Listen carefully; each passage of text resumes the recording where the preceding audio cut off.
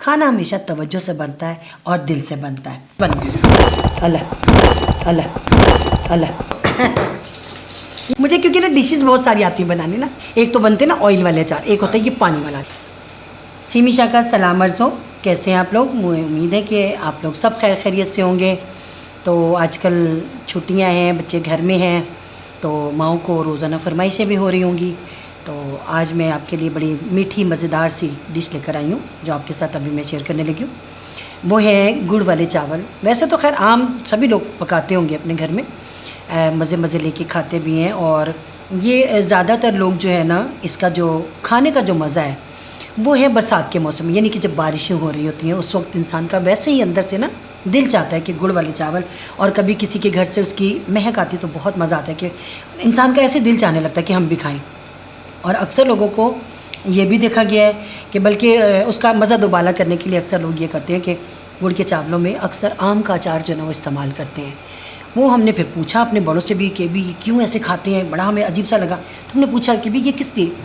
उन्होंने ये बोला कि जी ये जो कहते हैं ना कि भी गला ख़राब हो जाता है या कुछ हो जाता है, तो ये बल्कि फ़ायदा देता है, हाजिम हो जाता है। जब हम ये चावल खाते हैं तो बादीस की ख़त्म हो जाती है अचार डालने से। यानी अचार डालने का नुकसान नहीं बल्कि फ़ायदा होता है और टेस्ट भी डेवलप होता है, यानी वो खट्टा मीठा सा बड़ा मज़ा देता है।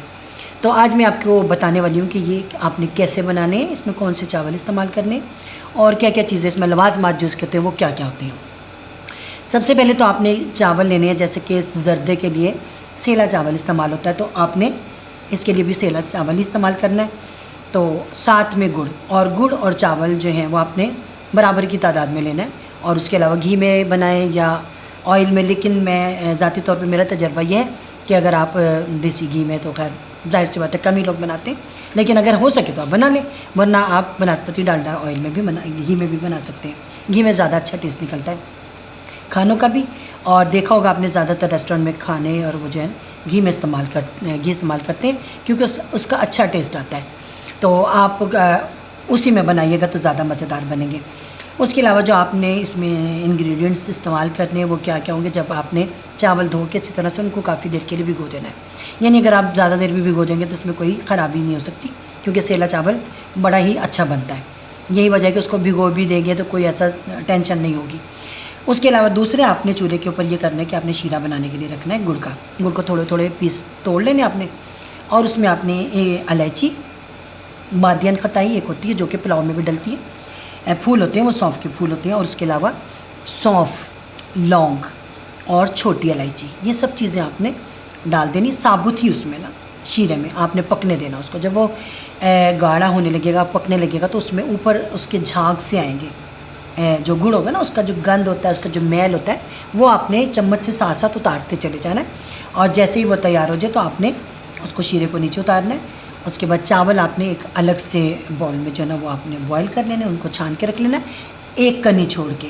एक कनी समझते हैं कि थोड़ा सा यानी कि गलने के लिए बाकी रह गया हो, तो वो आपने शीरे के अंदर बाकी गला लेना है।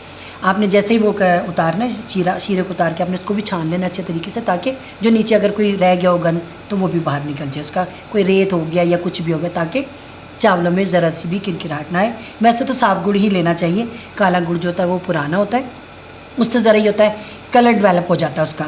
अगर नहीं आपका कलर आ रहा तो आप थोड़ा सा जर्दे का रंग डाल दें उसमें, जर्दे का या कोई दूसरा रेड मिक्स करके उसको कलरफुल बनाना चाहते हैं तो वो भी कर सकते हैं। लेकिन और जायके के लिए आप उसमें जब वो तैयार हो जाता है चावल वगैरह, आप उसमें खोया भी डाल सकते हैं ज़्यादा अच्छा टेस्ट के लिए। उसमें लोग गुलाब जामुन में डाल देते हैं जैसे जर्दे में डालते हैं, लेकिन खोया सबसे बेस्ट होता है। आपने क्या करना है कि ऑयल लेना, घी जो भी आपने लेना है, उसमें आपने थोड़ी सी इलायचियाँ कड़कड़ानी दोबारा से, और लौंग कड़कड़ाते ही आपने अपने चावल डाल देना उसमें, जो उबले हुए चावल है।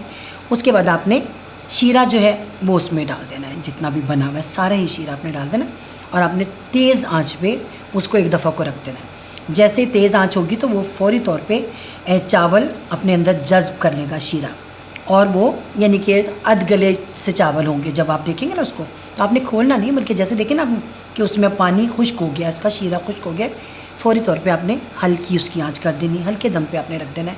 और थोड़ा सा हो सके तो ज़ाफ़रान पड़ा है, क्योंकि गुड़ की एक अलग सी वो होती है, उसको ख़त्म नहीं करना होता है। आपका अगर दिल चाह रहा है तो आप थोड़ा सा ज़ाफ़रान भी उसमें डाल सकते हैं, उसकी भी बहुत अच्छी सी खुशबू होती है और बहुत फ़ायदेमंद होता है। वो भी आप डाल सकते हो उसमें। ये तो अपने ऊपर डिपेंड करता है कि आप उसमें बादाम डालते हैं, आप जो भी मेवे डालना चाहते हैं वो ज़्यादा मज़े के लिए आप कुछ भी। लेकिन हाँ, चावलों में बैलेंस हर चीज़ का ज़रूरी है। तो इंशाल्लाह आप ये रेसिपी ज़रूर बनाइएगा, जिस तरह मैंने आपको बताया है वैसे ही बनाइएगा, और इंशाल्लाह आप खा के लुत्फ़अंदोज़ होइएगा। बच्चों को भी खिलाइएगा, बड़ों को भी खिलाइएगा, और बूढ़े भी, ये सभी खा सकते हैं और सबके लिए यकसा मुफीद भी होंगे। कमेंट्स भी कीजिएगा कि आपको ये कैसा लगा, और बनाइएगा ज़रूर आप, और फिर मैं आपके हाथ का खाऊंगी, ठीक है। फिर याद दहानी के लिए कि हमारे चैनल को सब्सक्राइब ज़रूर कीजिएगा, और बेल आइकन को भी ज़रूर दबा दीजिएगा, और कमेंट्स अच्छे दीजिएगा, क्योंकि मैं बड़ी मेहनत से आपको ये रेसिपीज़ बताती हूँ।